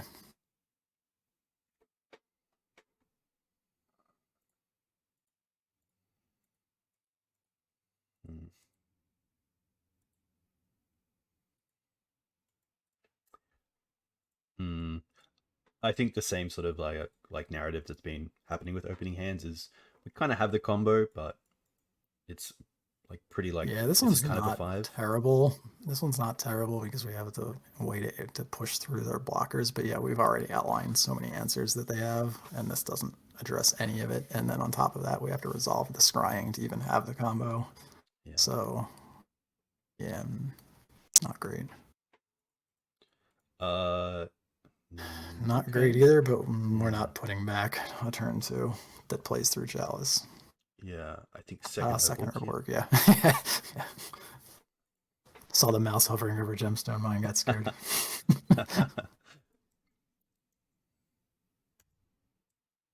Okay. Sigh. Okay.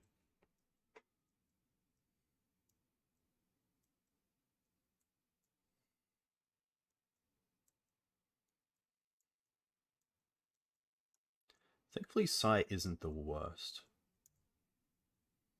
We have everything that could happen. That Nice. wasn't the worst thing in the world. That's a great draw. Yeah. My question here is, how aggressive do you get with getting out this Hex Mage? I don't think you play it because I think we want to have the pedal. We want to have as much mana the following turn after we combo as possible, right? Hmm. To try and get the power. So if we're putting the combo out next turn, we'll have the Urborg left over. So we could pedal or to get the Tower of the Magistrate. Yeah. And then if we draw any additional pedal or spirit guide, we can push it through on our turn 3. But if we use the pedal here to just jam out the Hex Mage, I don't really know that that does a whole lot. Hmm.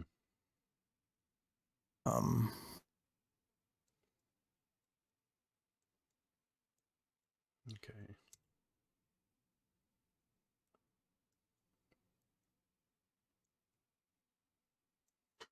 It's definitely one of those starts that's very good for them. Like turn 1 side, turn 2 Saga, and they just keep drawing into. Yeah, I mean, we're kind of in a spot where we kind of just, barring our draws being really good, we're going to have to go for this because that Saga is going to get the... Did he just put that on 1? Correct. Doesn't that like cut off a lot of their answers to our stuff?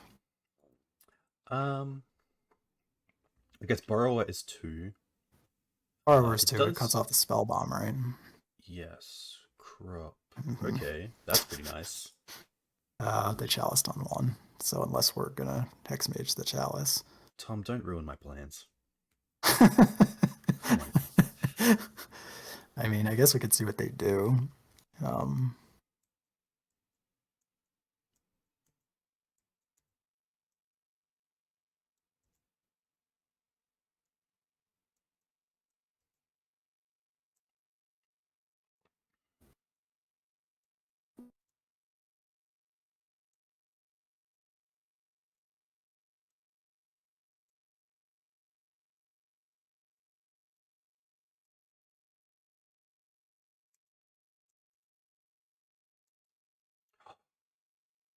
Hmm. No. Yeah, I was gonna say another line is Hexmaging the Chalice to put it on 0, and then we open up Crop for stage, and then Scrying can still find Tower, but I don't think that's where we want to be. Because they still get the flyers of casting stuff, and I think that's probably more than enough for them.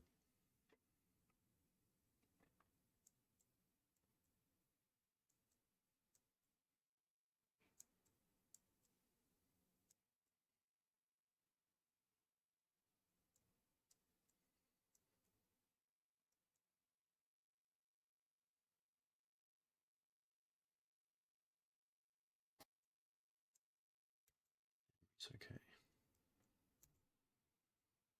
There goes Caracas. So they have 2 cards left. Just because they have open mana doesn't mean too much, because they're obviously just holding up the Saga token.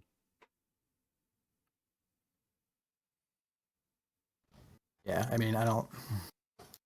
unless we're going to go with taking the counter off the chalice, I don't think waiting makes this situation much better for us. Yeah. Like we shaved 2 of our discard spells, so we're not really going to find a way if we think something is in their hand, we're drawing to just Thoughtseize Not of This World, I guess, to play around that. And the other interaction's already in our hand in crop rotation, so that's not live unless we take 2 turns. So we Hexmage the Chalice and then Scrying for the last combo piece and then set up with crop rotation protection, but I don't know that we have that much time. Plus they've got whatever's coming off the Saga, plus the clock's going to get faster with a Construct. So I don't really see slowing down to Chalice 0 ending well for us. Yeah, it's pretty tough because I think we just... Sorry, I was going to say, you mentioned earlier in the stream about crop rotation, playing against crop rotation decks and how they could have like Wasteland if you don't go for it, or they could have Caracas or Maze if you do. And in this case, they could have Needle if you don't go for it, or they could have Spellbomb if you do. Yeah, well, the Needle's off technically at the moment because of the Chalice, so that's Spellbomb are off the table. But we're the land Cycler and Brazen Borrower are the 2 cards we have to worry about. Yes, I think we're kind of just we only have Not to This World for the land at this point. Or maybe because we can't play our Needles are off. Yeah. I don't know. I think we're at a point where I think we're just in a spot where the clock's going to be fast enough where I think we just cross our fingers and hope they don't have one of those 2 cards. Yeah. The only thing to mention is that when Saga hits 3, the artifact comes in under Chalice, so it doesn't get counted. Oh, okay. Yeah, I'm not used to playing with Saga. Gotcha. Then I think we just go. Yeah, because the fast land does do it, which is nice. Okay. Or a fast mana. No. That's not it.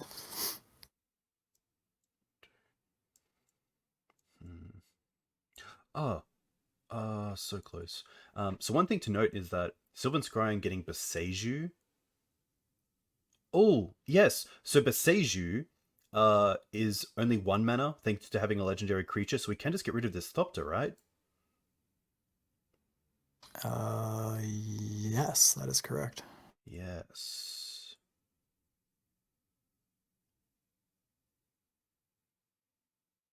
That's a good catch. Yeah.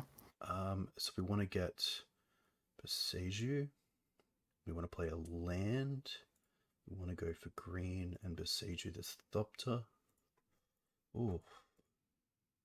Okay. Well, we're live to making them have the answer.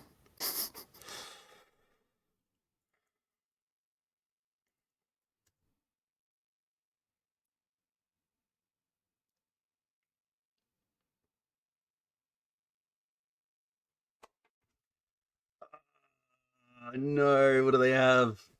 Oh, they're just making a Saga token. Okay. That makes a blocker. Or no, it doesn't. Yeah, that doesn't count as casting. Yeah. Okay. I think we get there. What are they doing? Why do they have costs? Ah, there we go. Nice. Very cool, Tom. Wow. Nice. That was a nice little spot to get out of, because that was a crazy start. Like, turn 1 side, turn 2 Saga and Chalice for 1. Very sweet.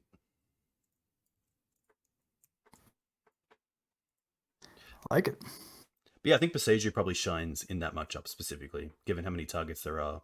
And then there, like, obviously Tower takes the additional 1 mana, so Boseiju being 1 less is pretty crucial. Yeah, so your question at the beginning about me having reps with Boseiju, obviously it's showing relevancy. Yeah. What a debut for Boseiju. Debut? How long's that card been out? A year or 2? Nice. No, that was cool. That's tough because, like, if the opponent doesn't attack with both Thopters, they have 2 blockers.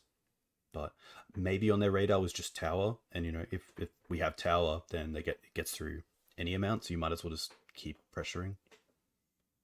Yeah, I mean, that's fair, because that's where my head was. My head was getting to Tower. So I can certainly see how they would have gotten there. Plus, they probably just want us. They just want to end the game as soon as possible. Yeah. Thus less looks, and obviously they know their hands. They know they don't have anything. if we find a way to push through, so if they're just nickeling diming us for 1 or 2 damage, Ooh, Samu27. This name definitely rings a bell. We do have both pieces. Turn 1 Urborg into Confluent. No, this is fine, because we're going to be able... This is a nice, clean... Since we're on the play, we just get the Thoughtseize to make sure these crop rots aren't going to get taken or countered, or we're not going to die to a combo deck. And then on turn 2, we can play the Mana Confluence and rotate the second Urborg, or rotate the first Urborg, keeping the second in hand to get the depths and play the Needle, and then rotate the Confluence for stage on turn 3 and go. Nice. That's so, yeah. I don't hate this at all. Is there any? It's got a plan. It does have a plan. Plus, if it's like Delver and they snap off a Wasteland, which happens a lot, yeah, they're hitting a second copy of a land. Oof. Is this? Wait, what? Yeah, I'm trying to I'm trying to think of this as Dredge. I was confused. I mean, I don't know, I guess, but yeah, snap Just off that. Careful stuff. Yeah. I guess Cabal Therapy is I mean, there's an argument. Yeah, there is an argument to be made for Cabal Therapy if they could guess right on crop rotation, but they might not. They could just as easily have no idea or name Vampire Hexmage or. But yeah, that is. Yeah, chat actually noticing the basic island, which you don't typically see in Dredge. Oh, it's possible Hogak, but yeah, this is weird. Honestly, with them being this kind of deck and us leaving them with no blue cards, is it crazy to just take the therapy and let them careful study? They literally have no dredger, they have no threat, and we're gonna have double crop rotation to bog them if we need to. Yeah, that's a great point. Because if we take the study and then they just fire off the therapy and name crop rotation, we literally have nothing. Nice. So I'm happy. I don't see a way that the creature's coming into play this turn. And if it is from their hand, like if it's like Narc or Amoeba, they have no dredger or anything like that, and they have to sack the creature to actually therapy, which is much better.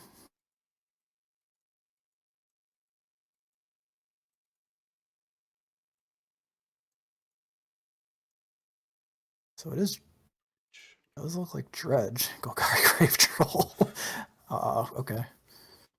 Thankfully, they only get 1 crop here, but it obviously takes 1 piece away. Oh no! Okay, now so they get to Cabal Therapy away the crops. Oh, that is brutal. Yeah.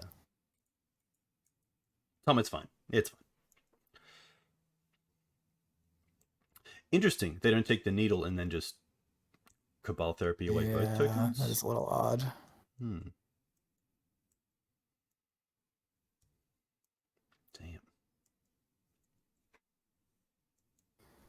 Yikes.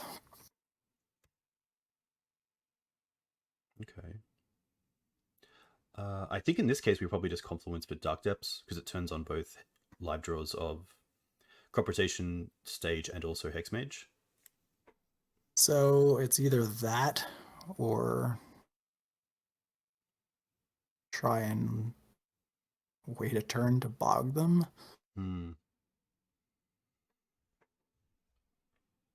Depending on how this dredge goes, but yeah, I don't know. Maybe just getting the pieces better and hoping they brick on the Grave Troll. Yeah.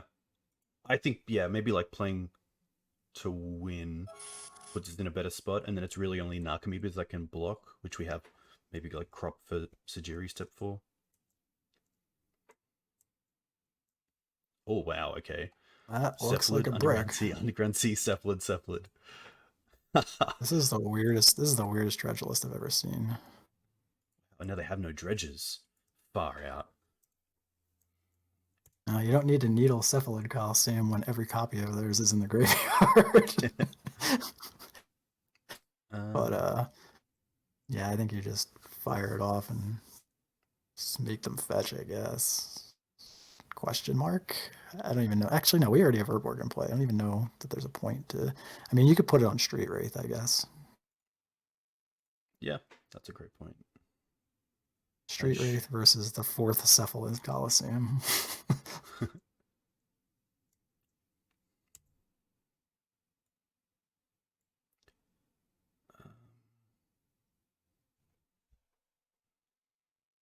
My only thought is if they're playing Grief, if they have a slot for Street Wraith, I would assume still they would.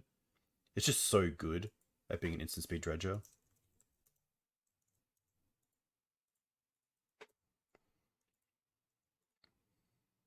Yeah, I mean, they're just going to take a draw step here, so... He goes out of the island. So we know about Dread Return in hand. Okay, now they have a blocker.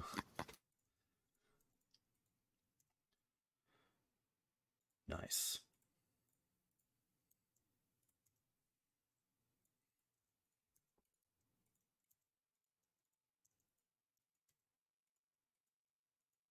Do you know what this means? Not stacking abilities automatically, apparently. It comes up I've never seen randomly. that. Oh my gosh. I mean, this is what it is. So, I mean, we do have options here. We could just sit here. Like, we're not it also required exiles the to... bridges. Yeah. What I was saying is we could just sit here. Like, we don't have to attack in and give them the dredger. Well, now we can just win. Oh, no, we can't. Well, now we have to attack and then we can win. Yeah. I would assume they'll block with Narcrum. This is interesting. Probably so this block because with that, then they dredge. They get to dredge, but then they open themselves up to dying this step. Yeah, the question is, do we now just scrying for bog and bog them away from being able to dredge, or do we keep this for step? Well, I think we do it now regardless because of the discard, right? So I don't mind bog. It puts them in some really tough spots of having to draw into a way to discard a dredger, and we know that Dread Return is in their hand. I'm fine with that, yeah. Why give them outs to anything devastating? Put it off entirely. Let them block. I like your call. You just like playing more Magic. That's the Maverick player in you. Like, I don't want to end the game next turn. I want to give this game at least 2 to 3 more turns. Can you imagine if they attacked with an Narcomoeba? The sort of mind games that would be playing. That would be kind of funny. I probably don't want an Inquisition just in case their only card is a Dredger. That is legal to take. I agree, and we don't even care about what they could theoretically have as far as answers goes because they're not of this world. So even if in some world there was a card, a sorcery speed card that we could take, I don't think, yeah, that's worth casting.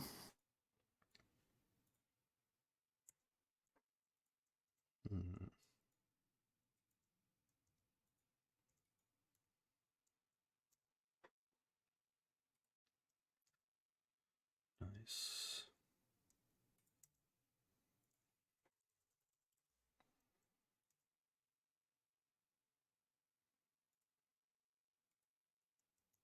Okay. Do you know this card? I do not. Pretty much a brainstorm for this deck. So look at the top 3 cards of your library, put any of them into your graveyard, and the rest on top, and it has flashback. So they obviously tried to hit an Alchemy there, I believe, to try to block with. Now they get a flash. Wouldn't you want to do that? Wouldn't you want to do that during... I guess you could wait. Yeah, maybe like you could draw potentially into like land and yeah. Tough. Interesting. Right. Yep. Surgicals and ley lines are the easy ones. Not too sure if there's much else. It's probably the knots and the needles that we don't really care about. Yeah, it's hard to know what this deck's going to actually have, though, because of that blue splash, right? Yeah. But yeah, I didn't like the stuff I used to board out versus Dredge, where it stifles not of this worlds and needles. Those were the cards that came out, and I brought in Blusterstorm too, just as a way to counter Dread Return and Careful Studies. But we're on the draw, so I don't know that those are even all that good in this spot. So maybe just a Dismember as like another way to get through a flyer. we're probably just better off with a catch-all. Just leave like a Not of This World in the deck in case they have like some sort of bounce. Nice. There's a lot of stuff that's not particularly great in this spot on the draw. The Inquisitions. Oh my gosh. Up Oh on my that gosh. list too. This hand is pretty good. It seems reasonable. We do have the combo. Yeah, I mean, there's a fair chance that we could get something, one of the two key pieces discarded here, but I don't see how you say no to this hand.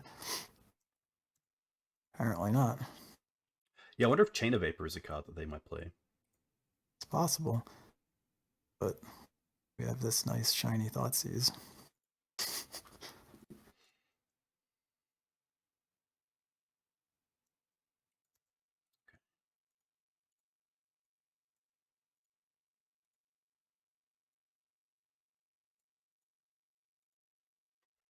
I guess potentially it was wrong leading on the Urborg if we want to, like if things got really bad, we might want a crop rotation for Pachuca Bog in their turn, but probably not. I don't think there's a world where they get rid of the ley line and then go off on their turn. Yeah, I think you're right. I think Gemstone Mine was the better play there. So how does that card that they just cast work again? The Surveil card? So look at the top three cards of your library. Put any number of them in your graveyard. So they chose to put what? One of them in the graveyard? They got rid of Grief. Which got rid of Grief and left two cards on top? Yeah. Okay.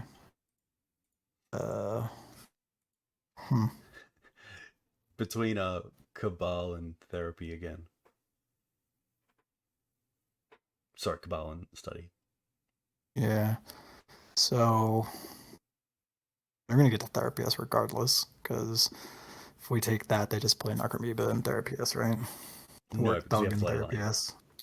Oh, that's interesting.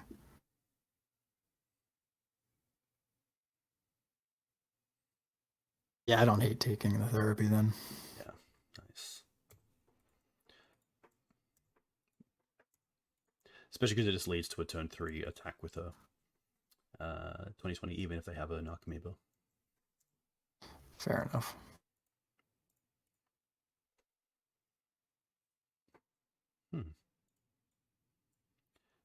Ah. Okay, well, that works for me. Use it on the ley line.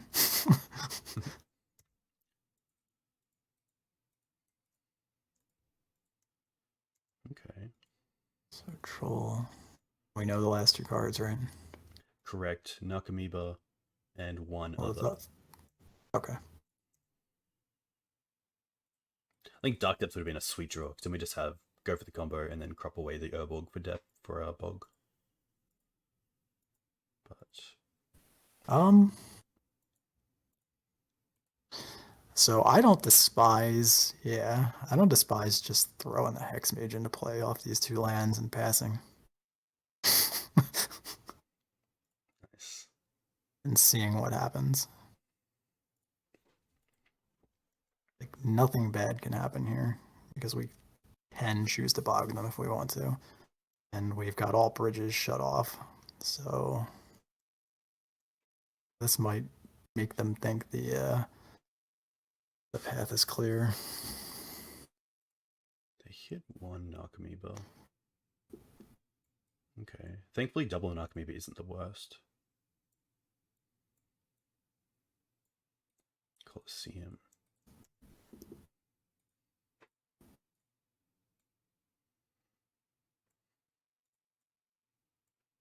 Double bridge.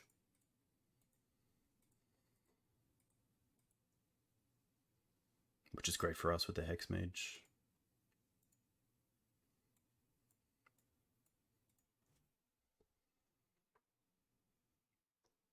Double bridge. They do play chain. Okay, so they must play a just different ones. Creature or enchantment. Nice. So All this right, should just now be... I think we, yeah.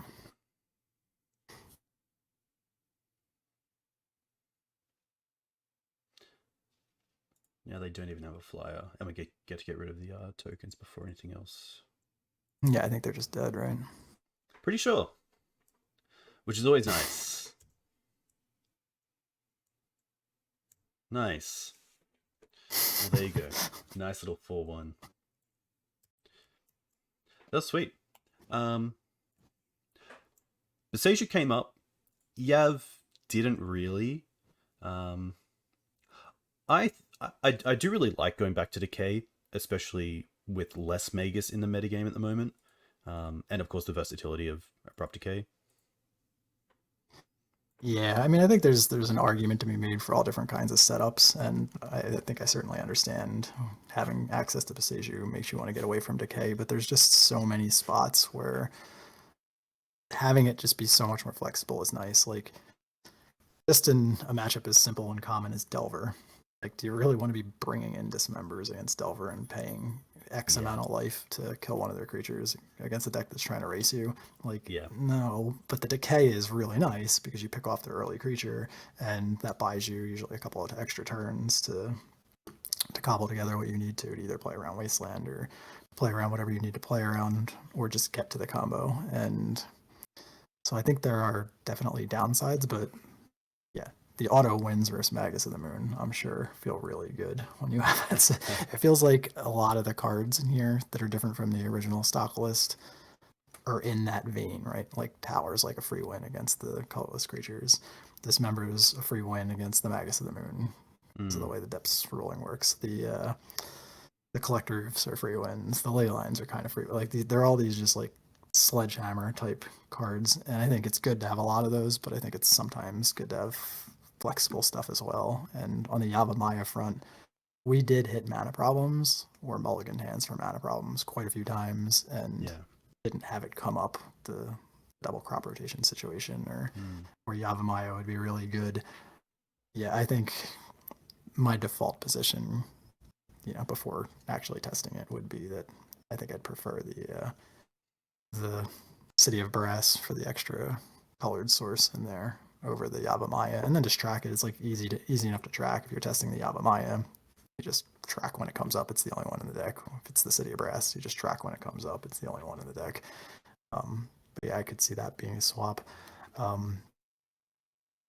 Ghost Quarter versus Wasteland.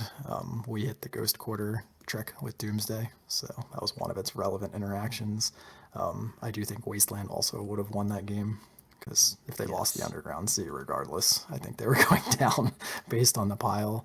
But Wasteland comes up much more versus, again, the crop rotation decks that you can get them into tapped out situations, kind of like what we just did with the Dredge person, where they don't have an answer, but they don't think you can do anything, and you go for it. But if getting rid of their one last untapped Caracas or Wasteland or Maze gives them a forest and they have a crop rotation in hand, then you're just losing to the next land that comes into play. But once you go to three needles, there is tension there between Needle and Wasteland. But my position's always been that against the decks where you're just slamming Needle and Wasteland, for the most part, Delver, like, you don't care about your Wasteland or your Ghost Quarter at that point. Like, you're not Ghost Quartering Delver ever, really. Yeah. It's a very corner case, so I see the upsides of Ghost Quarter, but when you don't have a basic to use the tricks on yourself, I lean Wasteland. I think we kind of saw the effect of going down in discard spells. There was quite a few hands where we were like, well, we've kind of got a turn 3 or whatever, but we don't really have a way to do anything to the opponent. These needles are sketchy. This World doesn't stop them from doing what they're doing, and then running into combo decks almost every round.